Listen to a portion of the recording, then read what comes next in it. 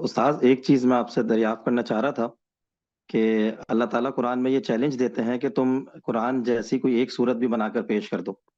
अब कुरान के अंदर एक सबसे छोटी सूरत तो 3 आयत पर मुश्तमिल है।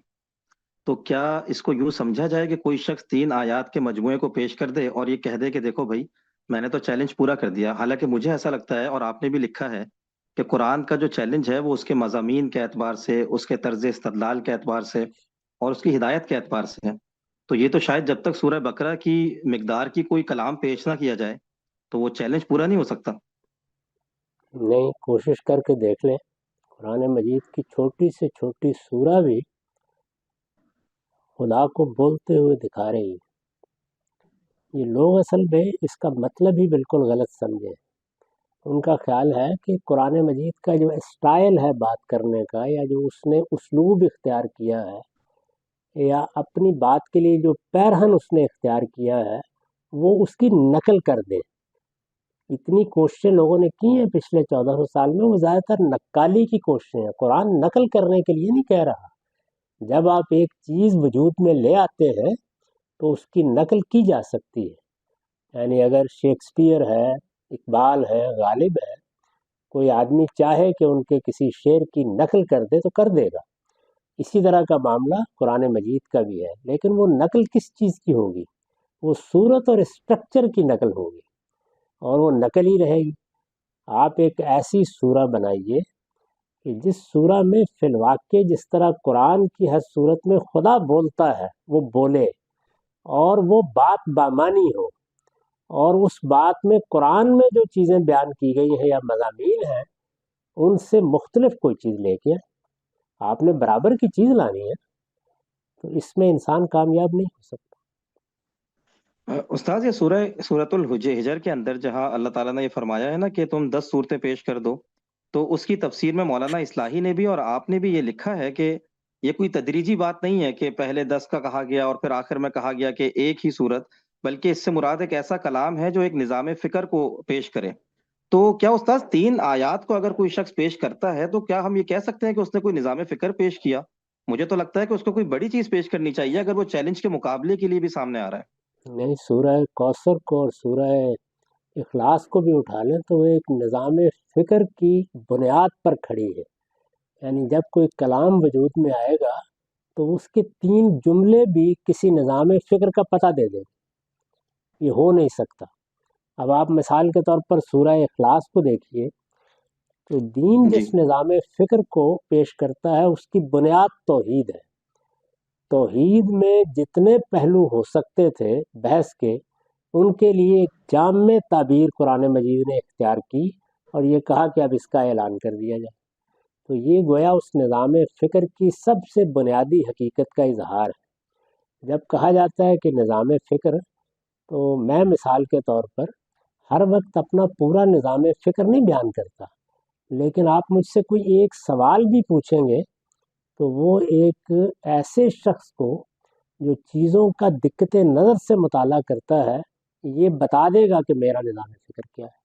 जी बेहतर उस्ताद, इसमें एक चीज मैं और आपसे पूछूंगा कि जैसे आपने अभी जो रिसेंट आर्टिकल लिखा उसमें आपने ये कहा कि कुरान पाक ने 3 मेयारात वाजे कर दिए हैं कि हम इसको डिस्टिंग्विश कर सकते हैं कि अल्लाह का कलाम क्या है और इंसान का कलाम में क्या फर्क है।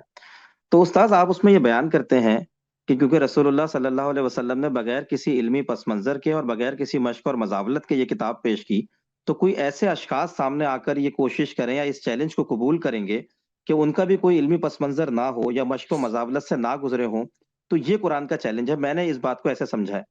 तो उस्ताद, इस तरह कुरान का चैलेंज महदूद नहीं हो जाता? क्योंकि सूरह बनी इसराइल में तो अल्लाह कह रहा है कि तमाम इंसान, तमाम जिन, पढ़े लिखे, गैर पढ़े लिखे, फलसफी, हकीम, आ जाएं और ले आएं इस किताब के मुकाबले की कोई चीज। तो आप जिस तरह बात बयान करते हैं उसमें चैलेंज थोड़ा महदूद होता हुआ महसूस नहीं होता? देखिए, बात यह है कि उस तरह की चीज़ लानी है ना, तो मैं तो उन्हीं लोगों का ज़िक्र करूँगा जो उस तरह की चीज़ लाने की सलाहियत रखते हैं। तो अगर कोई आदमी उस पस मंज़र का नहीं है या उस तरह का नहीं है, और वो ऐसा मौजज़ा दिखा देगा किसी मौके के ऊपर, तो इसमें कोई शक ही नहीं है कि वो एक मौजज़ा होगा और काबिल तवज्जो होगा। अब तक तो ऐसा कोई हादसा नहीं हो सका। यानी दुनिया में जितने इंसान भी पैदा हो रहे हैं, वो अपना इजहार करके ही रुखसत होते हैं दुनिया से। وہ اپنی انفرادی زندگی میں کریں، اجتماعی زندگی میں کریں، وہ کسی فن میں کریں، کسی علم میں کریں، تو ہمارے سامنے اس کے جو بہترین نمونے ہو سکتے ہیں وہ موجود ہیں، وہ فلسفے میں موجود ہیں، وہ ادب میں موجود ہیں، ان سب کی زندگیوں سے ہم واقف ہیں۔ انسان کے لیے یہ ممکن کیسے ہے کہ وہ صحیح و خطا کے مراحل سے گزرے بغیر کوئی نظام فکر وجود میں لے آئے، صحیح و خطا سے گزرے بغیر کوئی ایسا کلام وجود میں لے آئے؟ وہ تو سیکھنے اور سکھانے کے عمل سے گزر کر ایک جگہ پر پہنچتا ہے اور اس کے بعد وہ گفتگو شروع کرتا ہے۔ تو جو واقعہ آج تک نہیں ہو سکا، سوال یہ ہے کہ اس کی توقع مستقبل میں کیسے کی جا سکتی ہے، اور اگر وہ ہوگا تو پھر وہی بات ہے کہ کوئی معجزہ ہو گیا خدا کی طرف سے۔ تو استاذ یہ کہا جا سکتا ہے نا کہ قرآن کا جو چیلنج ہے وہ ہر اس انسان کے لیے بھی ہے، چاہے وہ عالم ہو یا فلسفی ہو یا حکیم ہو، کوئی بھی اٹھ جائے اور اس چیلنج کو پورا کر کے دکھائے۔ ظاہر ہر انسان کے لیے، لیکن آپ دنیا کے لحاظ سے بات کریں گے نا، یعنی دنیا میں کیا ہوتا ہے؟ اگر مثال کے طور پر کسی سائنسی چیز کو ایجاد کرنے کا معاملہ ہو اور یہ کہا جائے کہ ہم نے ایک چیز ایجاد کر لی ہے، اب کوئی شخص آئے اور اس جیسی چیز ایجاد کر کے بتائے تو بات تو ایسے ہی کی جائے گی، لیکن حقیقت میں وہ چیلنج کن کے لیے ہے؟ انہی کے لیے ہے جو سائنسی چیزوں کو ایجاد کرنے کا علم، ہنر، فن جانتے ہیں۔ تو یہ آپ سے آپ تخصیص ہو جاتی ہے، بات تو سب کو ہی کہی جاتی بہتر استاذ، آخری چیز پوچھوں گا اس سلسلے میں۔ آپ نے تیسرا معیار قرآن کی رو سے یہ بیان کیا ہے کہ قرآن کی کسی بھی چیز پر وقت کے گزرنے کے ساتھ اس پہ انگلی رکھ کے بتائی جائے کہ اس میں کوئی کمی یا کوتاہی ہوئی ہے یا قرآن کہیں پر غلط ہوا ہے۔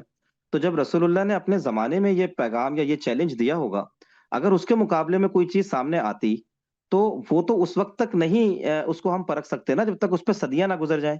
تو یہ چیلنج رسول اللہ کے زمانے میں کیسے قابل عمل ہوگا؟ یہ تو وقت گزرنا ضروری ہے اس پہ، جیسے آج قرآن 1400 سال بعد ہم دیکھ رہے ہیں تو ہم اس قابل ہوئے ہیں کہ ہم دیکھ سکیں کہ اس میں کوئی معاذ اللہ غلطی تو نہیں۔